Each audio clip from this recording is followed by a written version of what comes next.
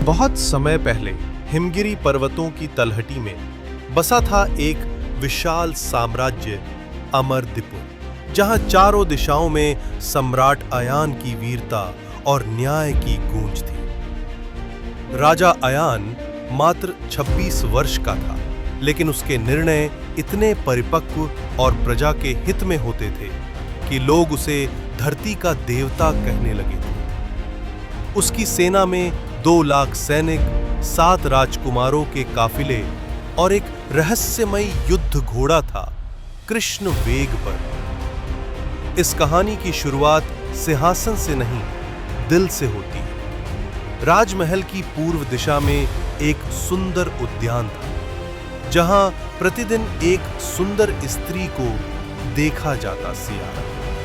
वह कोई राजकुमारी नहीं थी, बल्कि एक वृद्ध राजवैद्य की पुत्री थी। लेकिन उसकी आंखों में वो तेज था जो किसी रानी की ममता और किसी योद्धा की गरिमा में होता है। राजा अयान अक्सर उद्यान की झरोखियों से उसे देखता, पर कभी सामने नहीं गया।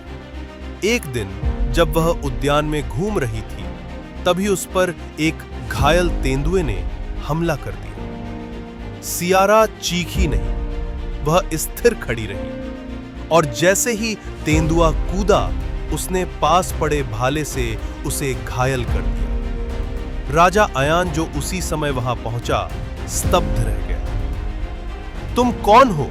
उसने पूछा। सियारा ने मुस्कुरा कर कहा, जो डर को नहीं, न्याय को पहचानती है। वहीं से शुरू हुआ एक प्रेम जो केवल राजमहल तक सीमित नहीं था, बल्कि पूरी अमरता की कहानी बनने वाला था। राजा अयान की आंखों में पहली बार किसी के लिए ऐसा स्नेह जगा था। महल की राजनीति, युद्ध और फैसलों में उलझे हुए राजा ने जब सियारा को घायल तेंदुए से लड़ते देखा, तो उसे लगा शायद यही स्त्री उसकी रानी बनने के योग्य है। पर साम्राज्य के नियम सरल नहीं थे। राज्य की महारानी वही बन सकती थी जो या तो किसी राजघराने से हो या राज्य को कोई महान सेवा दे चुके। सियारा एक वैद्य की बेटी थी। नियमों के विरुद्ध जाकर उसे रानी बनाना असंभव माना गया। महल में कई राजकुमारियां अयान की महारानी बनने की प्रतीक्षा में थी, विशेषकर राजकुमारी वासंती, जो दक्षिण के विशाल रघुवंशी